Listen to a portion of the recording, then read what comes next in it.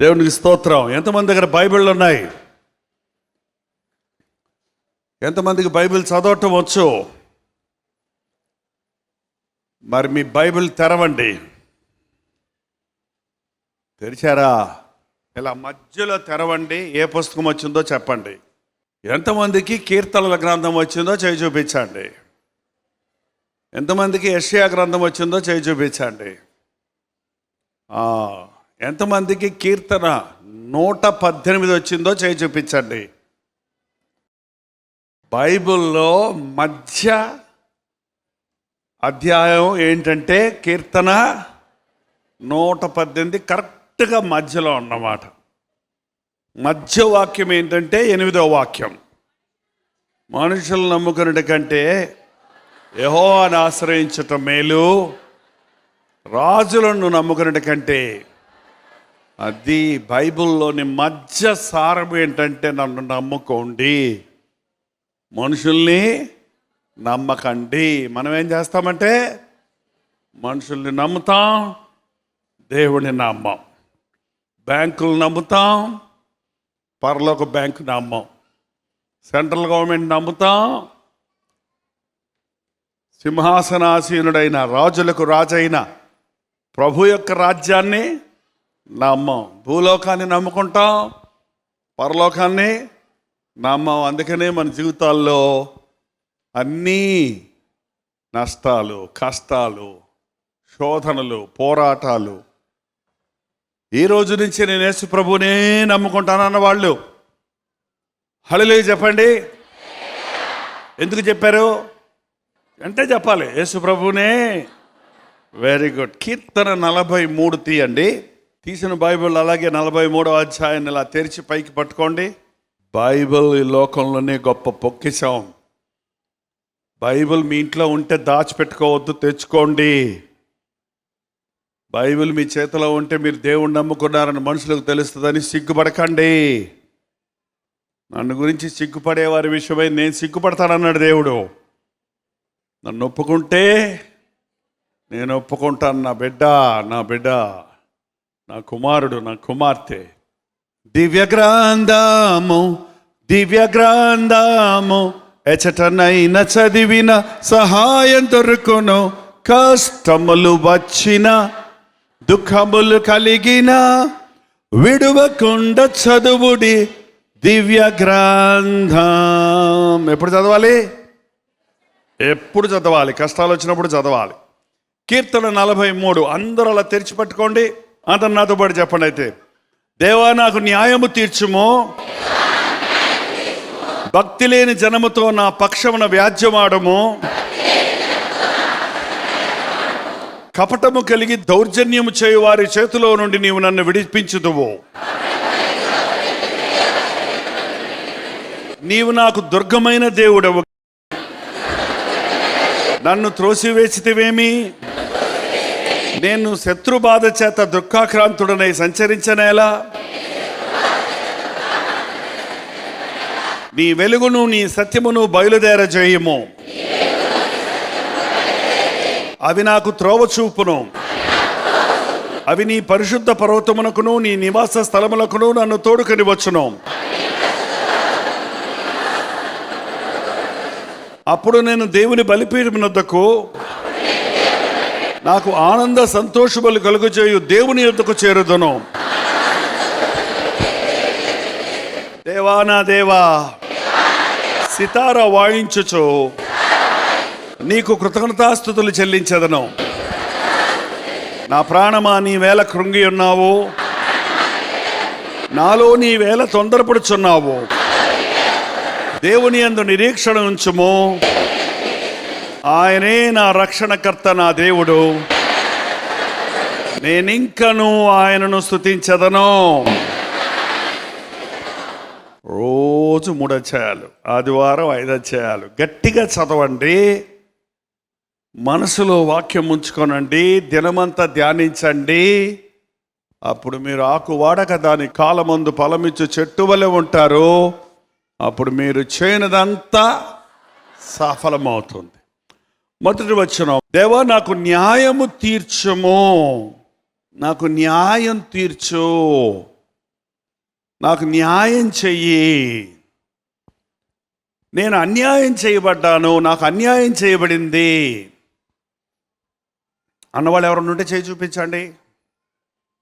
నేను నమ్మిన వాళ్ళు అన్యాయం చేశారు, నా డబ్బులు తీసుకొని ఎత్తుకుపోయారు,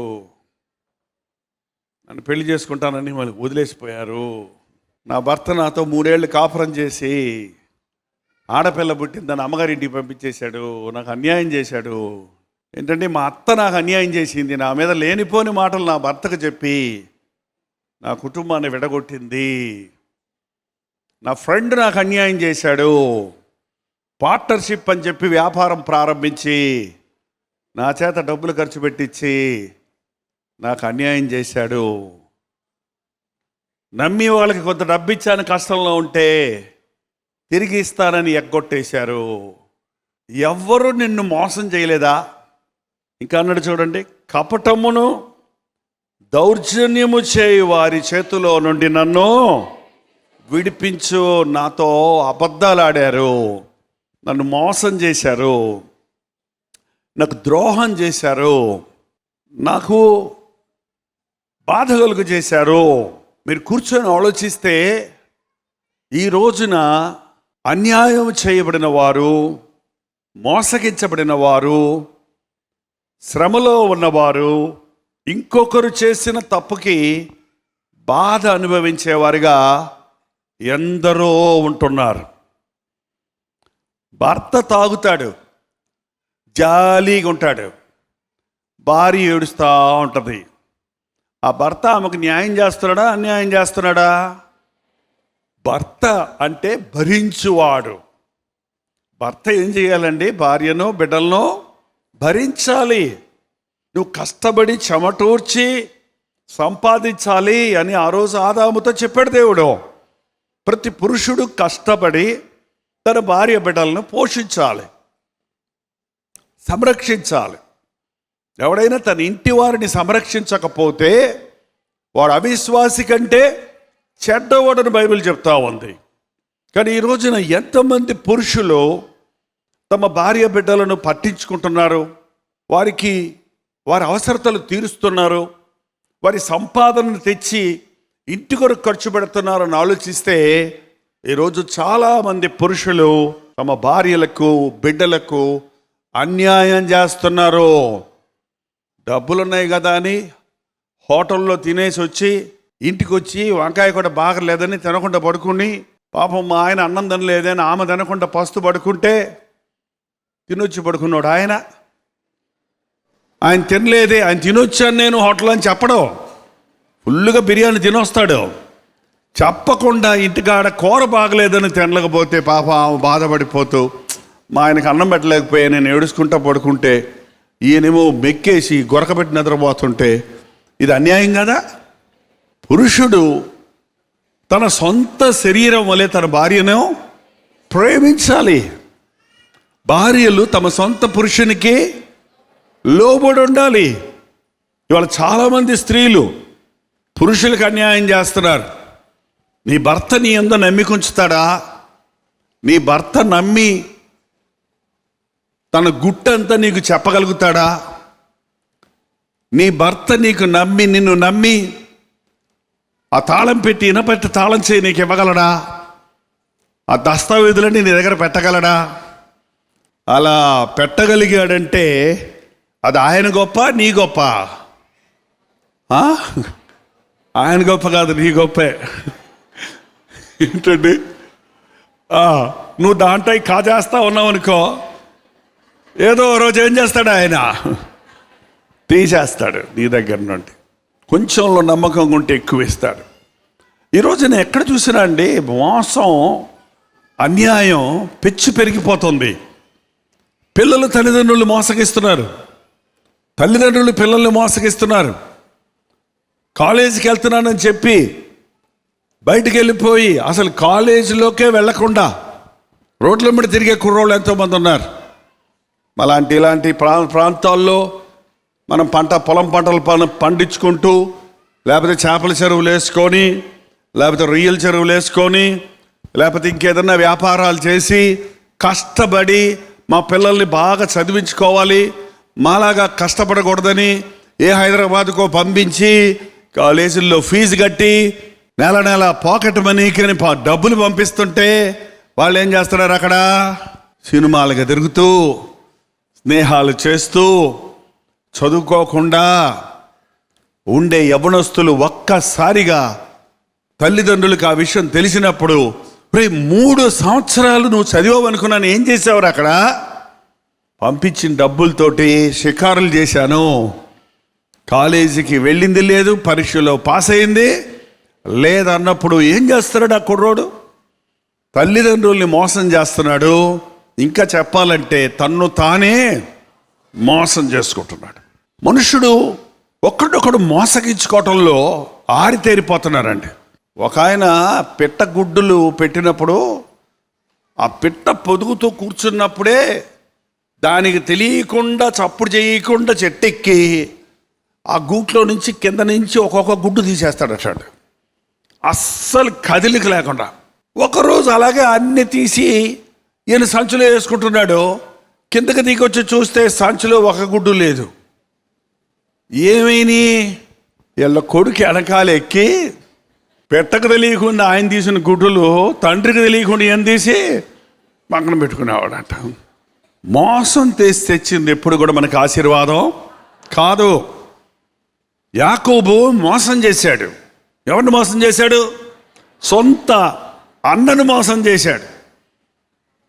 ఆకలేస్తుందిరా, కొంచెం చుక్కుడుకాయ కూర పెట్టరా అంటే ఏమన్నాడు? నీ జ్యేష్ఠతో పక్కు నాకు ఇస్తే చుక్కుడుకాయ కూర ఎంత, జ్యేష్ఠుడిగా పుట్టడం ఎంత? నేను పెద్దవాడిగా పుట్టాలి అని నువ్వు అనుకుంటే పుట్టగలవా? అది దేవుడి ఏర్పాటుతో ప్రథమ ఫలం, మొదటి సంతానం. ఆ రోజుల్లో జ్యేష్ఠుడికి తండ్రి తర్వాత తండ్రి అంతటి వాడు.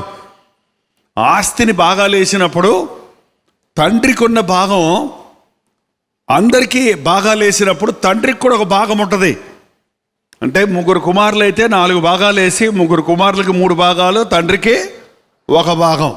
ఆ తండ్రి భాగం పెద్ద కుమారుడికి వస్తుంది ఆయన చనిపోయిన తర్వాత. అందరికీ రాదు మళ్ళీ పెద్ద కుమారుడు, అందుకని 2 అంతల ఆశీర్వాదం. అందుకని ప్రతివాడు జ్యేష్ఠుడిగా ఉండాలి అని ఆశపడతాడు. అంతేకాకుండా బైబిల్ ప్రకారంగా ప్రథమ ఫలము దేవుని సొత్తు. దేవుడు ప్రథమ ఫలాలను చాలా దీవిస్తాడు. ఎంతమంది ఇక్కడ మా ఇంట్లో నేను ప్రథమ కుమారుణ్ణి, ప్రథమ కుమార్తెను, మొదటి బిడ్డను అంటారో చేయి చూపించండి. అందుకే వచ్చారు మీరు ఇక్కడికి. ఎన్ని రోజులు తప్పించుకొని తిరుగుతారు? ప్రథమ ఫలము ఎవరి సొత్తు? జ్యేష్ఠ సంతానము. ప్రథమ ఫలం నా సొత్తు. మా ఇంట్లో నేను ప్రథమ ఫలం అండి. మా నాన్న మారు మనసు పొందిన వెంటనే నన్ను డాక్టర్ చదివించాలనుకున్న ఆయన మారు మనసు పొందిన వెంటనే దేవుని చిత్తం ఏదో తెలుసుకోవాలి అని ప్రార్థన చేస్తే దేవుడు చెప్పాడు, ప్రథమ ఫలం నా సొత్తు. అయ్యా నువ్వు దేవుడి సేవ చేయాలి. సరేనా, నేను రక్షించబడ్డాను. అప్పుడు నువ్వు ప్రార్థన చేసుకో. నేను అడిగితే నీ తల్లి గర్భములో ఉన్నప్పుడే నేను నిన్ను ఏర్పరచుకున్నాను అన్నాడు. అంతే. నా 18వ ఏట కాకినాడ వదిలిపెట్టి చెన్నైకి, మెడ్రాస్కి, బైబిల్ కాలేజీకి వెళ్ళిపోయాను. అప్పటి నుంచి ఇప్పుడు దాకా దేవుని సేవలో ఉన్నారు. మరి మీరే సేవలో ఉన్నారు? ఇంకా ఈ రోజున చాలామంది సారాయి సేవలో, సాతాను సేవలో నలిగిపోతూ ఉన్నారు. ప్రథమ ఫలం దేవుని సొత్తు. నువ్వు అనుకుంటే పుట్టలేదు, దేవుడు నిన్ను ఏర్పరచుకున్నాడు. దయచేసి ఇక్కడున్న వారు ఈ రోజు నుండి, దేవా నువ్వు నిజంగా నన్ను ఎన్నుకున్నావా, నేను నీకు పనికొస్తానా, నా జీవితం పట్ల నీ ప్రణాళిక ఏంటని ప్రార్థన చేయండి. దేవుడు తన తలంపులు మీకు తెలియజేస్తాడు. మీ జీవితం దేవుని చేతుల్లో పెట్టుకుంటే ఆశీర్వదించబడతారు. చాలామంది జ్యేష్ఠులకి తాము జ్యేష్ఠుడిగా ఉన్నామన్న కృతజ్ఞత లేదు. యాకోబు అన్నయ్య యాసావుకి నేను జ్యేష్ఠ కుమారుణ్ణి, నన్ను దేవుడు ఇంత ఆశీర్వదించాడనే కృతజ్ఞత ఉందా? లేదు. అందుకనే తీసుకో కూర ఈ ముందు చాలు, ఈ పూట చాలు. ఒక్క పూట కూటి కొరకు తన జ్యేష్ఠత్వ పక్కను అమ్ముకున్నాడట. ఇవాళ చూడండి, డబ్బుల కోసం మనుషుడు శీలాన్ని నమ్ముకుంటున్నారు, మనసాక్షిని నమ్ముకుంటున్నారు, పాపానికి బానిసలైపోతున్నారు, పాడు పనులు చేస్తున్నారు, డబ్బుల కోసమే కొట్టుకుంటున్నారు, తిట్టుకుంటున్నారు, కోర్టులకు ఎక్కుతున్నారు, పగబడుతున్నారు, ద్వేషం చూపిస్తున్నారు, ద్వేషిస్తున్నారు, ఒకరొకరు ద్వేషించుకుంటున్నారు. చాలా భయంకరమైన హీనమైన దశ అది. మనం దేవుని బిడ్డలమైనప్పుడు దేవుని ప్రేమతో నింపబడిన వారికి ఉండాలి. దేవుడు ఇచ్చిన దాని కొరకు మనం కృతజ్ఞత కలిగి ఉండాలి. మోసం చేసి జ్యేష్ఠత్వ పక్కు అన్న దగ్గర తీసుకున్నాడు, తండ్రి దగ్గర మోసం చేసి ఆశీర్వాదాలు తీసుకున్నాడు. ఏంటంటే మామ దగ్గరికి వెళ్ళి అక్కడ మోసం చేసి ఆస్తులు సంపాదించుకున్నాడు. కానీ యాకోబు జీవితంలో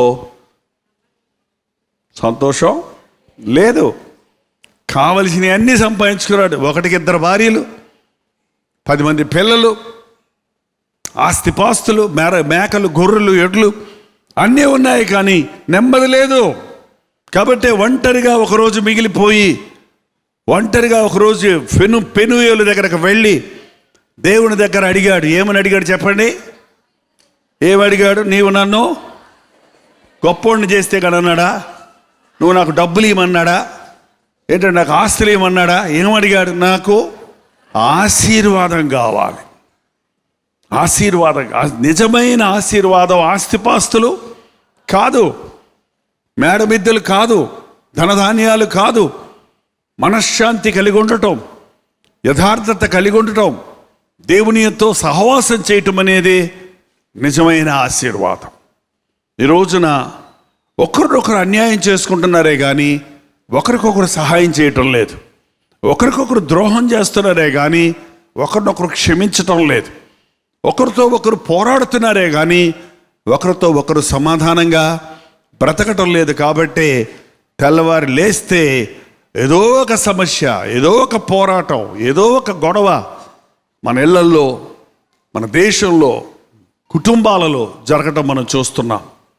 కొన్నిసార్లు అన్యాయము చేయబడిన వారిగా చూడండి, ధనవంతుడు పేదవాడికి అన్యాయం చేస్తున్నాడు, బలవంతుడు బలహీనుడికి అన్యాయం చేస్తున్నాడు. అసలు న్యాయంగా ఏం చేయమని చెప్పాడంటే దేవుడు, ధనవంతులు మీ ధనాన్ని పేదలకు ఇవ్వండి, బలవంతులు బలహీనులకు ఊతనివ్వండి, తెలిసిన వారు తెలియని వారికి నేర్పించండి.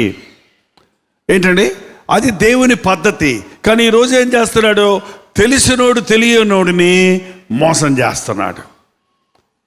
ధనవంతుడు మరింత ధనం సంపాదించడానికి పేదవాడిని పీడిస్తున్నాడు. బలవంతుడు తన బలంతో, కండబలంతో, బుద్ధి బలంతో, ధనబలంతో ఎదుటి మనిషికి, తోటి మనిషికి అన్యాయం చేస్తున్నాడు. కష్టపడి డబ్బులు పోగు చేసి, ముక్కులు కొన్నాయి, చెవులు కొన్నాయి అన్నీ అమ్మేసి, తాకట్లు పెట్టి, లోన్ తీసుకొని, అమ్మి పెట్టుకొని, ఈ ₹1 పెట్టుకున్నాను, 10 కోట్లు అవుద్దంట, 10 కోట్లు అవుద్దంట, 10 కోట్లు అవుద్దంట అని కలలుగంటుంటే ఎవరో చెప్తారు, మీరే ఆ స్థలం మీరు కొన్నారన్నారే, ఎవరో అక్కడ బిల్డింగ్ కట్టేశారని. ఏం కట్టేశారు? అప్పుడే రాత్రికి రాత్రే బిల్డింగ్ కట్టేస్తున్నారు. ఇప్పుడు ఇదేంటో కొత్త రకం. రాత్రికి రాత్రే కాంపౌండ్ వాళ్ళు కట్టేస్తారు, బిల్డింగ్ కట్టేస్తారు, చెట్లు నాటేస్తారు, 30 ఏళ్ళ చెట్టు ఉన్నట్టు చూపిస్తారు అక్కడ. రే ఇది ఎప్పటి నుంచో నాదే, కబ్జా కబ్జా. ఎంత భయంకరం చూడండి. పేదల స్థలాలను కబ్జా చేసే ప్రభుత్వాలు ఉన్నాయి, ఇవ్వటం మానేసి. ధనవంతులు ఉన్నారు, అధికారులు ఉన్నారు. ఎవరి దగ్గరికి వెళ్ళి చెప్పుకుంటావు నీ గోడు? ఎవరితో చెప్తావు నీ బాధ?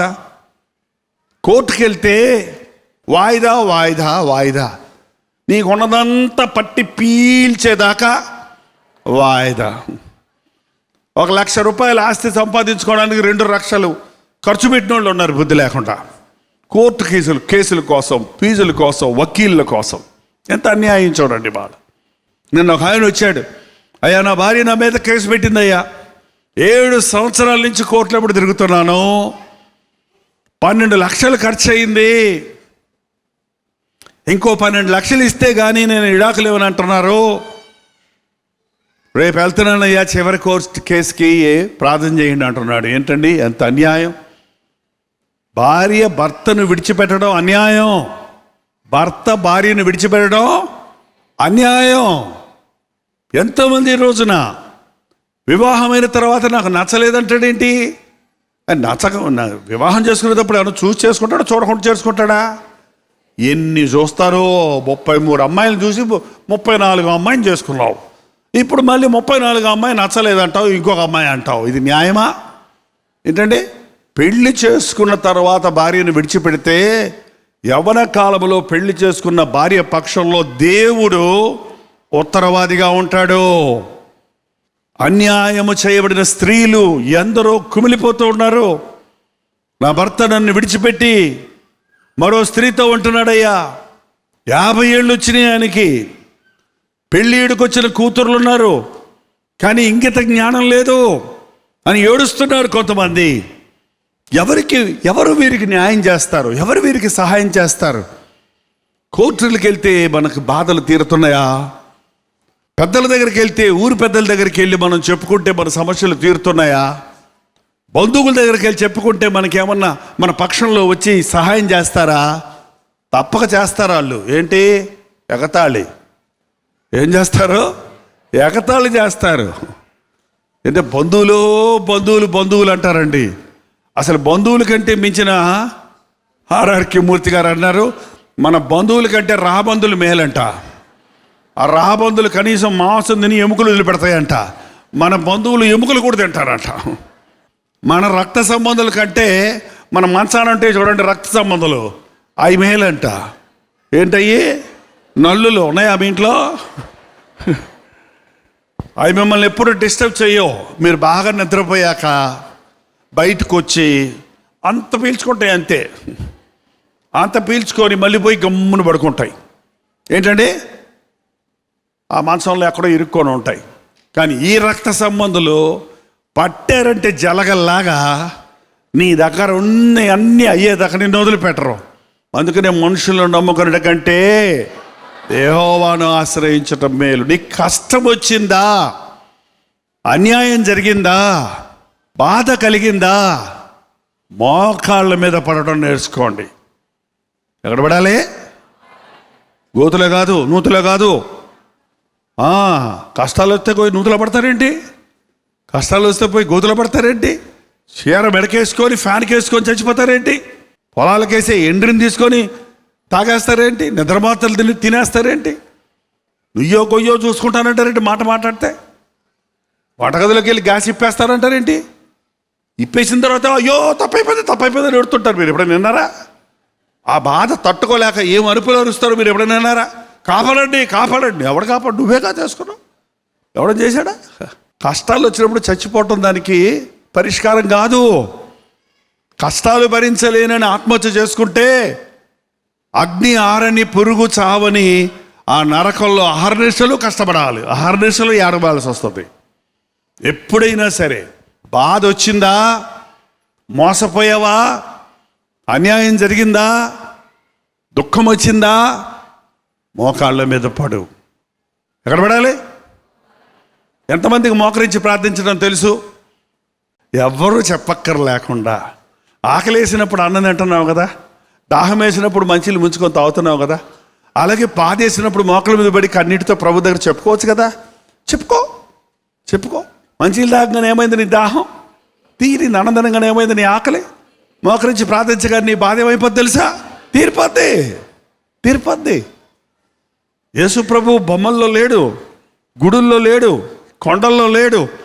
నువ్వు ఎక్కడ మోకరించి విరిగి నలిగిన హృదయంతో, పశ్చాత్తాపంతో, కన్నీటితో ప్రభా నాకు సహాయం చేయి, నాకెవరు లేరయ్యా, నన్ను మోసగించారు, నాకు ద్రోహం చేశారు, నాకు అన్యాయం చేశారు, నాకు బాధ కలిగింది, నాకు లోటు కలిగింది, నేను ఈ స్థితిలో ఉన్నాను, నేను అనారోగ్యంలో ఉన్నాను, నాకు సహాయం చేయని అడిగితే ప్రభు నీకు న్యాయం చేస్తాడు. లేచి నిలబడండి, ప్రార్థన చేద్దాం. ప్రార్థన. నిజమే ప్రభువా, నాకు అన్యాయం జరిగింది, నిజమే నాయనా, నేను మోసపోయాను, నిజమే తండ్రి, నేను నష్టపోయాను, నిజమే నేను ఇతరులను బాధ పెట్టే స్థితిలో ఉన్నా, ఇతరులకు బాధ కలుగు చేసే స్థితిలో ఉన్నా, ఇతరులను దూషించే స్థితిలో ఉన్నా, ఇతరులకు అపకారం చేసే స్థితిలో ఉన్నా, నీ బిడ్డలను చెప్పుకుంటున్నానే కానీ నా అంతరంగంలో మార్పు లేదు. ఈరోజు నా హృదయాన్ని మార్చు నాయన. నీకే మొరపెట్టుకుంటున్నానయ్యా. నా కష్టాలు తీర్చయ్యా. నా కుటుంబాన్ని కట్టు నాయన. భార్యాభర్తలుగా మా మధ్య సమాధానం దయచేయి. మా బిడ్డలు అన్యాయస్తులు అవ్వకుండా నా బిడ్డలు తండ్రి యోగ్యులు అవడానికి సహాయం చేయి. చదువుకొని ప్రయోజకులు అవడానికి సహాయం చేయి. మారు మనసు పొంది దేవుని సాక్షులుగా బ్రతకడానికి సహాయం చేయి. ప్రతి ఒక్కరు నోరు తెరిచి ప్రార్థన చేద్దాం. పరిశుద్ధుడా, ప్రేమగల తండ్రి, ఒక్కసారి నీ బిడ్డలను చూడు నాయన. ఎక్కడెక్కడి నుంచో నీవు తెప్పించుకున్న నీ బిడ్డలందరినీ చూడు నాయన. మాకు అన్యాయం జరిగింది, మేము కష్టాల్లో ఉన్నాము, మేము నష్టాల్లో ఉన్నాము, మాకు సమాధానం లేదు, మా ఆర్థిక ఇబ్బందుల్లో చాలా నష్టపోయిన స్థితిలో ఉన్నాం.